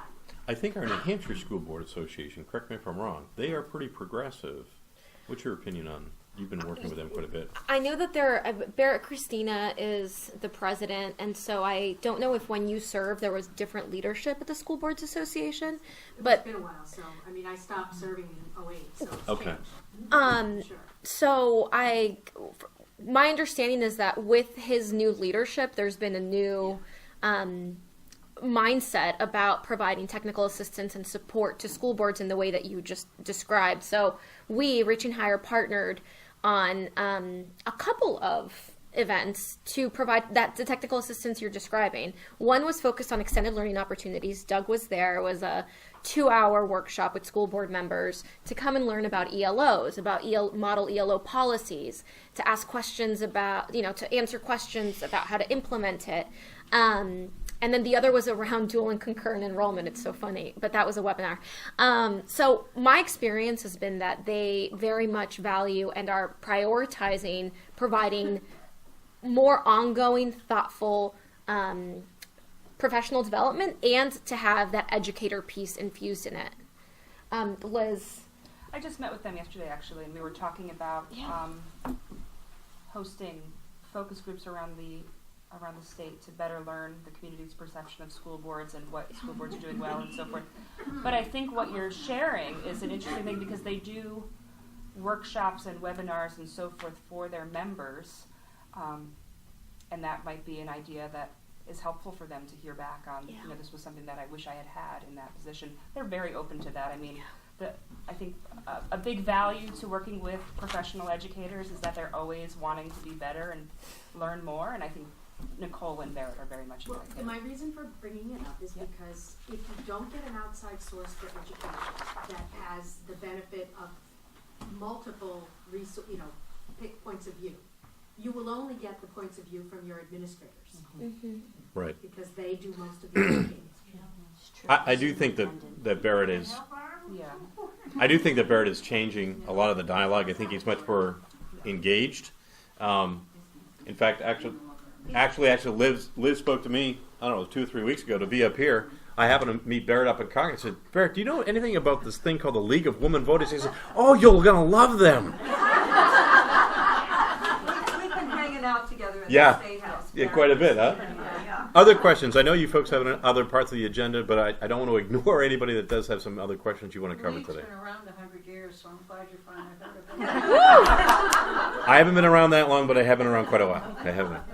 I wonder how Milford High School compares to these kind of programs there compared to other schools in the state. In what regards? Because they deploy a few of these different things. Right. Well, I'm wondering They have a if CT all center. of them. I know they have the advanced tech classes. I know they have Yep. film and video class, but I don't know if they have shop. I don't know how. I mean, individual centers. I can't answer how that particular school. Your director that's currently leaving, the CT director, is now going to he's one of the new guys going to the Department of Education. Oh, wow. Actually, Rich has written the book on career development. So I have high regards for him. Now, I still haven't commented on the center because I haven't done an audit, that sort of thing. I know they've done some very progressive things over the last several years. What your future is going to hold in Milford, I don't know. Mm-hmm. Rich is going to be missed there, but we're going to love him at the state. best I can answer for you. So we may have to wrap up this party. Thank you, Doug, Thank you. Jessica, Joy, and Liz. Thank Delighted you to be so here. much. Thank you. And I know that Jessica has to scoot to Yep. to another appointment. I think if the rest of you would like to stay and join us for lunch, we'll bring up chairs to the tables, and people would love to chat. But I realize you also have lives, and they may want to do that. If you just leave your envelopes here for me. I left Sure. some You did, business that's cards great. too, if anybody wants Oh, good. Thank you. contact Okay. information. Oh, pardon me. Beautiful. Me too. Thank Liz, this you. was great. Thank you Okay, very good. much. Thank you so much. I Thank really you. appreciate it. Wonderful meeting you. Thank you. Thank you so much, and I'm sorry if I